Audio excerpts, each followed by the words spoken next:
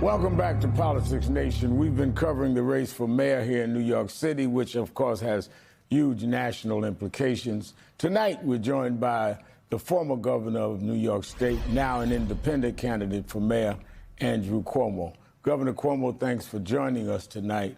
Governor, I have to start tonight with the topic of political violence. We've seen the tragic events unfold this week in Utah. In July, a gunman killed 4 people and himself at a Park Avenue office building right here in Manhattan. Investigators believe he may have been targeting the NFL headquarters. As a candidate and as a mayor, what can you do to address the growing crisis of Americans resolving differences at the barrel of a gun? Yeah, well, good to be with you, Rev. But it's no doubt a national crisis. It's only getting worse. What happened to Mr. Kirk? I mean, it was so graphic and violent. 31 years old, talented young man. You can disagree with him, but he was a talented, successful young man who was sincere. And there's a pattern, right, to assassination attempts against President Trump. And it is on both sides, right? You have a far left, you have a far right, you're polarized, you're extreme.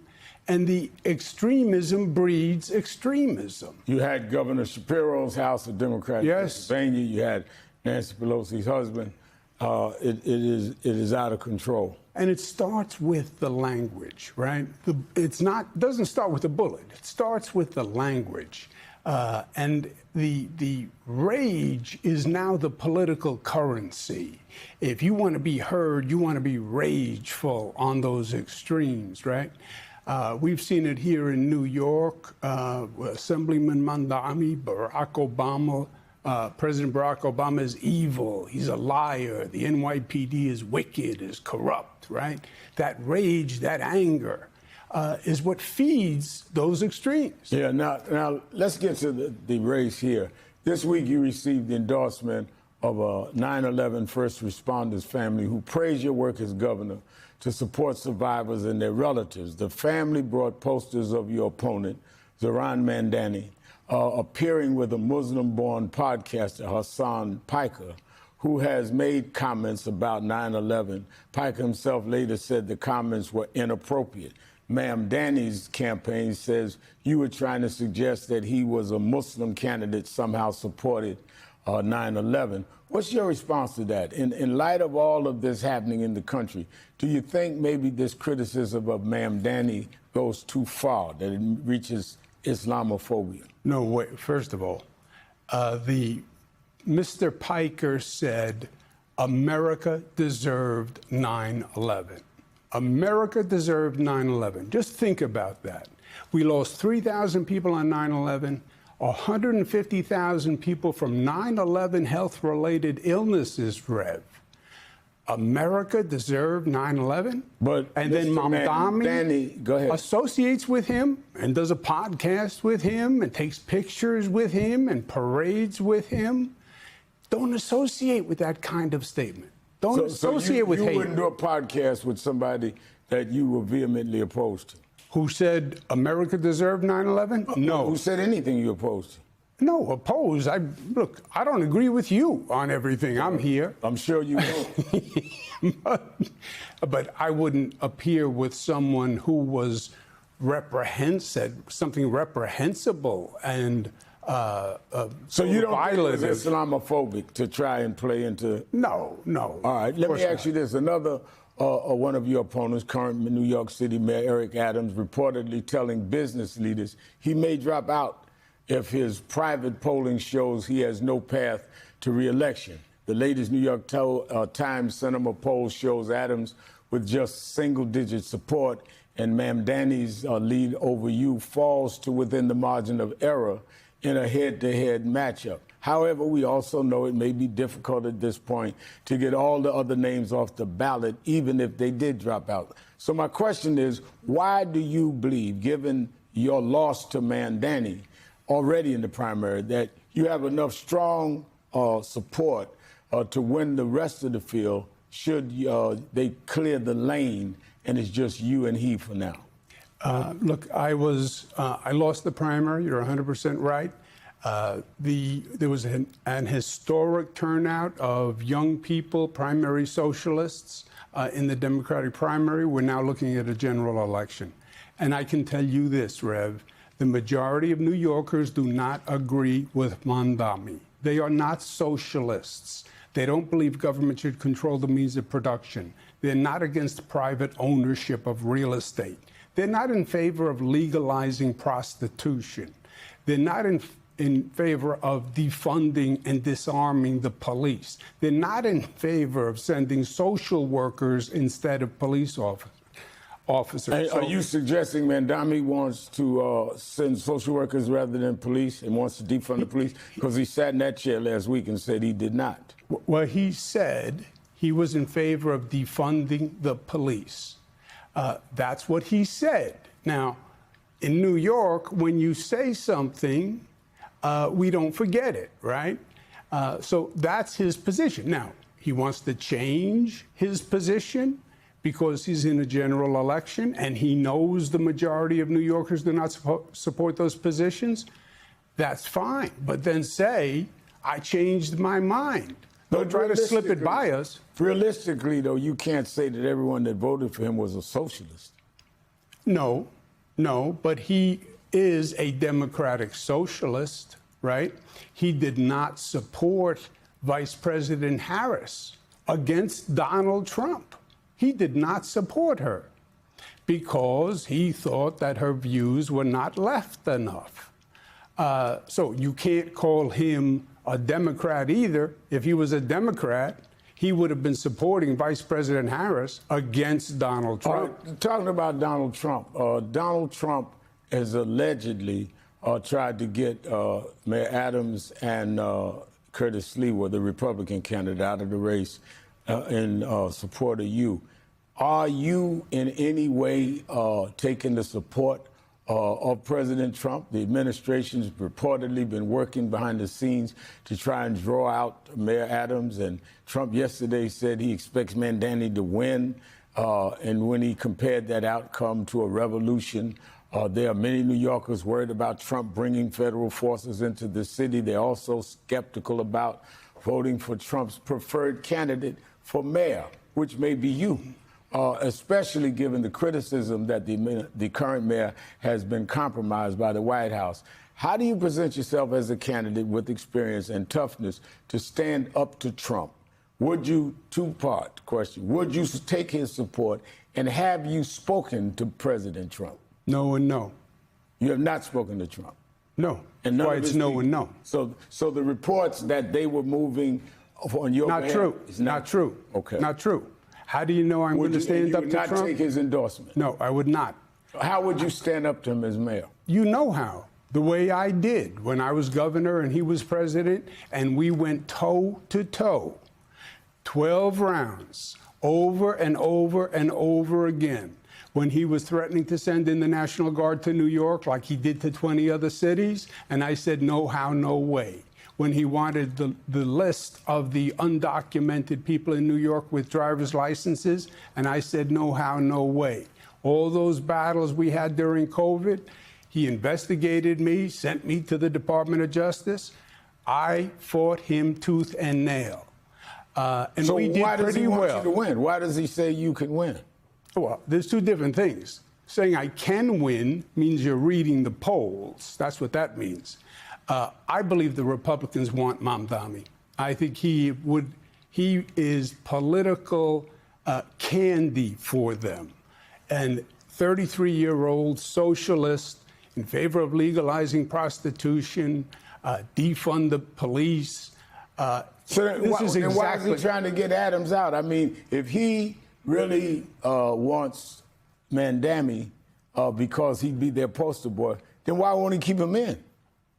Well, he hasn't gotten anybody out. I believe Mayor Adams wants a job with the Trump administration because he's in the single digits, as you know, and I think Mayor Adams wants a job in the Trump administration, and I don't even think President Trump is going to give him a job from all we hear. But if President Trump wanted to get somebody out of the race, he'd get the Republican out of the race. He's the head of the Republican Party, right? Yeah, but I'm saying if they wanted to use Mamdani so they could make this national play, then why is he trying to get everybody out the race? Why don't he just back up and let Mamdani win, have his poster boy? Well, he hasn't gotten anybody out of the race. Well, he's tried, though. Well, I think Mayor Adams wants a job with his administration. That's different than President Trump wanting to hire Mayor Adams. Now, let me ask you this. You're portraying yourself as the experienced candidate that can beat Mamdani, but it's the blemishes on your record that give some voters pause. There's the state investigation by Attorney General Letitia James that found you sexually harassed 11 women. There are questions surrounding your administration's handling of COVID deaths in nursing homes. We don't have the time to go over that. I don't want to relitigate them. But you say the voters that they are turned off by a cloud of scandal that ultimately led to your resignation. How do you address voters now to give them the confidence in you? Well, we know the allegations that were made. We know that 5 district attorneys went over the Attorney General's report and found absolutely nothing. We know 4 years later, none of that came to anything, Rev. We know that. We know that the COVID accusations were politically motivated. Yes, COVID was terrible. Yes, people died. I did everything I could. I worked 7 days a week. I told New Yorkers and the nation every morning everything I knew. Do I wish no one died during COVID? 100%. Do I wish we could do it over again and this nation could do it over again? 100%. But everyone did the best they could at COVID. All right, we learned this week that your opponent, Zohran Mamdani, met with former Mayor Mike Bloomberg. In recent weeks, we heard about calls with other business leaders like J.P. Morgan CEO Jamie Dimon. Does it seem to you as if some of them are preparing for the inevitability of him being mayor? Well, look, I think this is politics in New York. He is a candidate, no doubt, and they're meeting with him. I'm sure they're meeting with Mayor Adams. I know I'm meeting with them, and I know many of them. So I think it's because they've never met him before, right? He's a 2-term assemblyman. He's 33 years old. Nobody knows him. So I think they're meeting him because they just don't know him. That's what I think that is. Let me ask you this, and we're out of time, but I'm stretching it. If you were mayor, and we just had the mayor of Memphis on, and President Trump said he was going to send the National Guard into New York to deal with crime and/or deportations, how would you respond? I would say no how, no way, and I would fight him tooth and nail, the way I did last time. And think about this, Rev. 20 cities he sent the National Guard into last time when he was president, not New York. Why? Because we don't need them here in New York. We have the NYPD. We have the state police. I know how to run government. You can't come in here and say, oh, Cuomo, he's soft on crime. Cuomo's an incompetent Democrat. That's what this is all about. This is political theater. He's doing this, which is a terrible overreach of federal power, to make his political point. Democrats don't know how to run a city. Look at the homeless. Look at the crime. I'm President Trump. I have to come in and clean up these incompetent Democrats. He's not going to say Cuomo is an incompetent Democrat. I guarantee you. All right, give me, and I'm really out of time, but give me your 3 top priorities if you were elected mayor. Give me your 3 priorities that would differ from what we're hearing from the Democratic nominee. A word that we have to hear from the Democrats in general: jobs, jobs, jobs, economic growth. Get those young 16 to 24 at-risk youth jobs. Affordable housing by building affordable housing, the way this nation used to know how to build. And the city government used to know how to build. You take 2 bricks, you take cement, you put them together. Look at what I built: LaGuardia Airport, Kosciuszko Bridge. I was the HUD secretary. Build affordable housing. That is the essence of this affordability crisis. And then public safety. You need more police. Like David Dinkins, God rest his soul, I would hire 5,000 additional police, work with community groups, with violence interrupters, partnership between the police and the community, precinct by precinct across the city. Make the city work. Make the government work. That's the message for the Democrats, Rev. The president wins when the Democrats fail to perform. Now, we have disproportionate income, disproportionate at all levels with blacks and whites in the city and around the nation, but in the city. What is your message to blacks in the city that would bring about some level of dealing with the black-white inequality in the city of New York? Well, we need a better public education system where the schools that are now failing, which are predominantly in black and brown communities, and we've allowed it to continue year after year. I believe in mayoral control, where the mayor controls the schools. You improve that public education in those districts, and opportunity, jobs, and training, and skills. Now, and I'm going on this. Would you include DEI? We had the march on DEI. You were somewhere. You couldn't be there. Mandani was there. What's your position on DEI? And with I did it. I did it before you ever said DEI. I had the highest MWBE goal in the United States of America, here in New York, passed by me. And I would do the same as mayor. MWBE, before there was a DEI. Former Governor Andrew Cuomo, thank you for coming in.